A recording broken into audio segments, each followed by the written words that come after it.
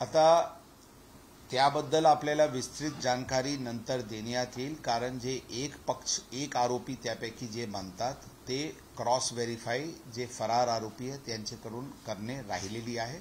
परंतु जे फरार आरोपी आहे, जे एक वर्टिकलचे मुख्य सूत्रधार होता, ते आरोपी जे मी सांगितले होते की बिहारचे आहे आणि ते ब्रिटिश नॅशनल आहे आणि सध्या ते एका देशाला गेला होता, तिथून पण या कारवाईचे नंतर दुसऱ्या देशात गेलेले आहेत, त्यांना अटक करण्याची प्रक्रिया सुरू आहे। ते पूर्वीचे काळात पुण्या येथे एका प्रकरणात मोठे जे कन्साइनमेंट पकडला गेला होता त्यामध्ये आरोपी होता आणि ते येरवाडा जेलमध्ये पण होता। तरी इथे त्यांचे लोकल जे काही लिंकेजेस हे फॉरेन नॅशनलचे आहे ते शोधून काढण्यासाठी आम्ही प्रयत्नशील आहोत। आणि त्याच काळात काही वेगळे केमिस्ट जे एक्सपर्ट होते, जे हे त्यांना सपोर्ट करत होते हे पूर्ण मॅन्युफॅक्चरिंगमध्ये, त्यावेळीचे पण काही आरोपी जेलमध्ये आहे। ते पण केसमध्ये एक्झॅक्टली काय घटनाक्रम होती ते पण स्टडी करण्यात येत आहे। फॉरेन नॅशनलचं प्रोफाईल काय आहे नेमकं? फॉरेन नॅशनलचं प्रोफाईल काय? ते आजही जेव्हा अरेस्ट झाले होते तेव्हाही काय करत होते? म्हणजे काही दुसरा कव्हर घेतलेला होता? नाही, ते ड्रगचे केस होती। DRIने इथे पुण्याला एका मोठा कन्साइनमेंट पकडला होता पुण्यात, एक्झॅक्टली ते पुण्या सिटीचे केस होती जे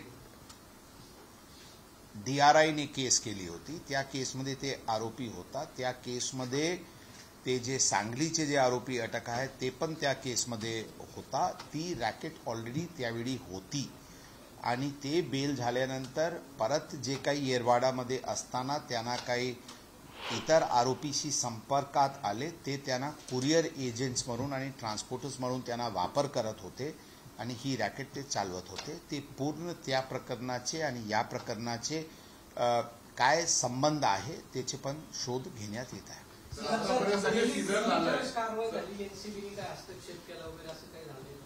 ही खरा नाही है।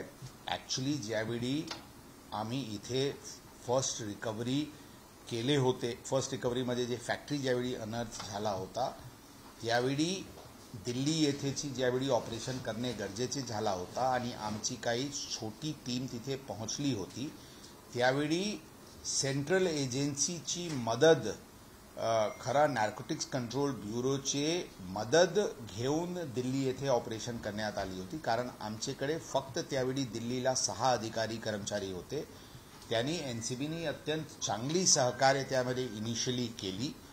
त्याचे तर पुणे पोलिसांनी जे भलं मोठं असं ड्रग्ज रॅकेट उघडकीस आणलेलं आहे त्या संदर्भातली माहिती पुणे पोलीस आयुक्त देत होते। बुलेटिनमध्ये आपण इथेच थांबतोय। ताज्या घडामोडींसाठी बघत रहा न्यूज 18 लोकमत।